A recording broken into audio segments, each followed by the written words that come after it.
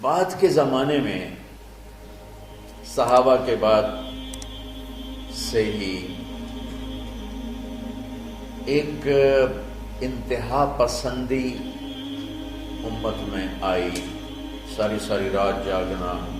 فلاں بزرگ تھے، وہ رسے سے اپنے بالوں کو باندھ لیتے تھے کہ نماز پڑھتے پڑھتے جب نیند آئے اور جھٹکا لگے تو رسے سے بندھے ہوئے بالوں سے اس جھٹکے سے تکلیف ہو اور ان کی آنکھ کھل جائے اور پھر نفلوں میں شروع ہو۔ ایک فلاں بزرگ تھے، وہ اپنے آنکھوں میں نمک کا سرما لگاتے تھے تاکہ آنکھیں جل جائیں، اس میں وہ جلن پیدا ہو جائے اور نیند اڑ جائے۔ یہ ایسے واقعات بھرے پڑے ہیں۔ فلاں بزرگ تھے، انہوں نے 30 سال عشاء کے وضو سے فجر کی نماز ادا کی۔ یہ اپنی جگہ پہ بزرگی ہے، لیکن یہ دین ہم پیش نہیں کر سکتے۔ فلاں بزرگ تھے، وہ 30 سال سے ستو کھا رہے تھے کہ روٹی کھانے اور ستو کھانے میں 70 دفعہ سبحان اللہ کا فرق پڑ جاتا ہے، تو روٹی کھائیں تو 70 دفعہ سبحان اللہ کم کہہ سکتے ہیں، اور ستو کھائیں تو 70 دفعہ سبحان اللہ زیادہ کہہ سکتے ہیں۔ تو لہٰذا انہوں نے کہا مجھے تو 30 سال ہو گئے، میں تو ستو کھا رہا ہوں، میں تو روٹی نہیں کھا رہا۔ یہ دین نہیں ہے، یعنی یہ وہ دین نہیں جو ہم انسانیت کو پیش کر سکتے۔ یہ تو لوگوں کو دوڑانے والی بات ہے۔ اور ایک آدمی ایک بزرگ سے ملنے گیا تو وہ نوافل پڑھ رہے تھے، وہ ظہر سے عصر تک نفل پڑھتے رہے، وہ ان کے انتظار میں بیٹھا رہا۔ پھر عصر سے مغرب تک وہ مراقبہ کرتے رہے، وہ انتظار میں بیٹھا رہا۔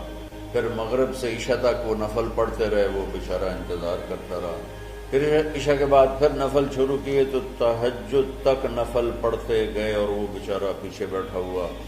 تو تہجد کے آخر میں ان کی ایک مصلی پہ بیٹھے بیٹھے ایسے اونگ آ گئی، تو یوں جھٹکا لگا تو کہا یا اللہ میں اس آنکھ سے پناہ مانگتا ہوں جو سونے سے اس کا دل ہی نہیں بھرتا۔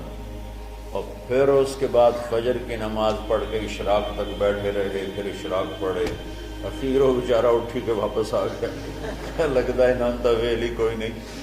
تو وہ اس نے کسی سے پوچھا کہ یہ بزرگ کب سے یہ کر رہے ہیں؟ کہ پچھلے 30 سال سے کر رہے ہیں۔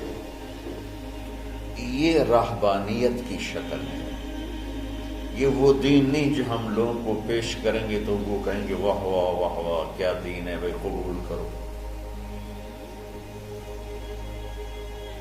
یہ ایک قسم کا غلو آیا۔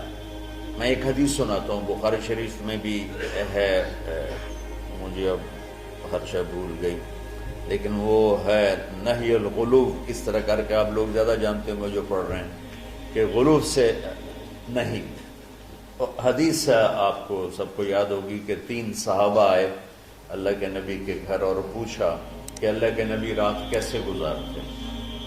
تو گھر والوں نے کہا سوتے بھی ہیں، جاگتے بھی ہیں، کھاتے بھی ہیں۔ تو وہ تینوں آپس میں کہنے لگے وہ تو نبی ہیں، سوئیں بھی تو کوئی بات نہیں، اور شادی ہے کوئی بات نہیں، ہم تو نبی نہیں، ہمیں تو کچھ کرنا چاہیے۔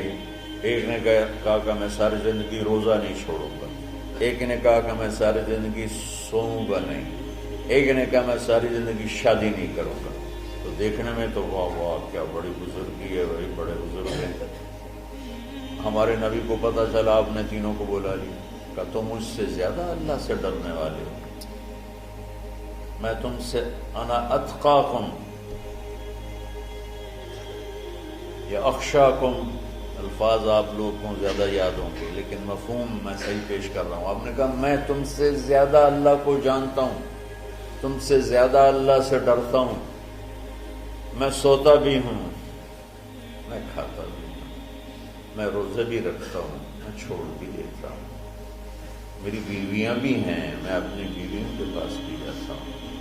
تم دین میں غلو سے بچو، پہلے امتوں کو ہلاک کر لیا دین میں غلو۔ دنیا میں غلو یعنی انتہا پسندی، ایکسٹریمسٹ ہونا، دنیا ہو یا دین ہو، دونوں میں اعتدال بچو، اللہ تعالیٰ کو پسند ہے۔ تو شکر ہے کچھ ماحول بدلا بھی ہے، ہر مکتب فکر میں معتدل لوگوں کی تعداد بڑھ رہی ہے، لیکن ہر مکتب فکر میں ایسے سخت دل اور ایسے متعصب آنکھوں پہ پٹی باندھ کے بیٹھے ہوئے ہیں کہ اپنے سوا کسی کو مسلمان سمجھنا ہی نہیں۔ اچھا دیکھو تم میری اولاد ہو، اللہ کا واسطہ دیتا ہوں، اگر تمہارا میرا کوئی تعلق ہے، پتہ نہیں تمہارا مقدر تمہیں کہاں کہاں لے جائے، کس ممبر پہ بیٹھو، کس مسند پہ بیٹھو، کس درس کی مجلس میں بیٹھو، لوگوں کو دین پڑھانا، بچوں کو، اگلی نسل کو دین پڑھانا، اگلی نسل میں نفرت کے بیج نہ بونا، بغض کے بیج نہ بونا۔ میرا رب بڑا کریم مہربان ہے۔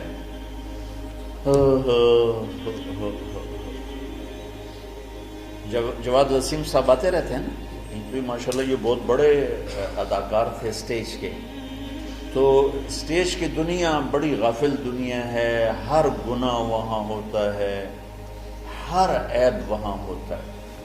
تو وہ ایک اپنے ساتھی کا بتا رہے تھے کہ جس کی ساری زندگی ہر عیب، ہر گناہ میں انتہا پر تھی، اور اسٹیج پہ ڈرامہ کرتے ہوئے ہارٹ اٹیک ہوا، یعنی کوئی گھر میں نہیں، کوئی مسجد میں نہیں، اسٹیج پر غفلت کی انتہا میں ہارٹ اٹیک ہوا۔ کام اٹھا کے پیچھے لے گئے تو انہوں نے زور زور سے کلمہ پڑھنا شروع کیا، اور کلمہ پڑھتے پڑھتے انتقال ہوا۔ تو جس شخص کی ساری زندگی ایسے عیبوں میں گزری کہ میں منہ پہ لاتے ہوئے شرماتا ہوں، وہ مرتے ہوئے کلمہ پڑھ رہا ہے، تو میرے رب کو کیا چیز پسند ہے؟ یہ مولانا شاہ صاحب کے بھائی کا واقعہ تو ابھی کا واقعہ۔ تو اللہ کے واسطے نہ جنت کے ٹھیکیدار بنو، نہ دوزخ کے داروغہ بنو بے چل واڑی جا سارے ہیں۔ یہ اللہ کا کام ہے، کس کو جنت میں ڈالنا ہے، کس کو جہنم میں ڈالنا ہے۔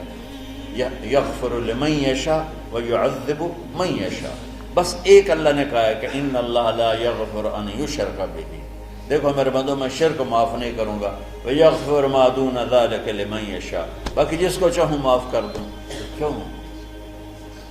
دورے کے بچے بیٹھے ہوئے ہیں، اب جانے والے ہیں چند دنوں میں، تو خاص طور پر ان کے لیے میں یہ پیغام دینا چاہتا ہوں کہ اللہ کے واسطے اگر اللہ تم سے دین کا کوئی کام لے تو دین پیش کرنا، مسلک پیش نہ کرنا، دین پیش کرنا۔ امت مسالک میں بٹی ہوئی ہے، مختلف ہر ایک کی ترجیحات ہیں، میں اپنی ترجیحات جو میں صحیح سمجھتا ہوں وہ میں آپ پہ لاگو نہ کروں۔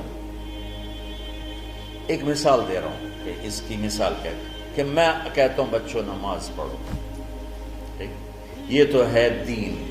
میں کہتا ہوں دیکھو بچوں ہاتھ یہاں باندھنے ہیں، یہاں نہیں باندھنے ہیں، یا میں کہتا ہوں دیکھو ہاتھ یہاں باندھنے ہیں، یہاں نہیں باندھنے ہیں، اور آمین اونچی کہنی ہے، آمین اونچی نہیں کہنی، رفع یدین نہیں کرنا، رفع یدین کرنا ہے۔ یہ مسلک کی تبلیغ ہے، دین کی نہیں۔ ہر طرف، دونوں طرف صحیح احادیث موجود ہیں، میں نے اس کو لے لیا، مولوی سعید نے اس کو لے لیا، تو اس میں لڑائی کی کیا بات ہے؟ تو امت مختلف مکاتب فکر میں بٹی ہوئی ہے، اللہ تمہیں توفیق دے تو دین پیش کرنا، مسلک کی تبلیغ نہ کرنا، دین کی تبلیغ کرنا۔ ہاں اپنے مسلک کو بتاؤ درس گاہ میں، ہم نے اپنا مسلک پڑھا درس گاہ، لیکن آپ کو عجیب بات بتاؤں، میں نے 7 سال رائمنڈ میں پڑھا، میں اللہ کی قسم اٹھا کے کہتا ہوں 7 سال میں ایک دفعہ ہمارے استادوں نے کسی مسلمان فرقے کے خلاف ہمیں نفرت نہیں دلائی۔ ایک سبق بھی مجھے یاد نہیں کہ ہمارے استادوں میں سے کسی نے چڑھائی کی ہو اہل حدیث پر، بریلیوں پر، شیعوں پر، کبھی بھی۔ ہمیشہ میں امت امت امت امت، اللہ نے وہ ہمارے دل میں گاڑ دی وہ بات۔ آگے میں جو نسل تیار کرنا چاہتا ہوں ایسی تیار کرنا چاہتا ہوں، اعتدال والی ہو۔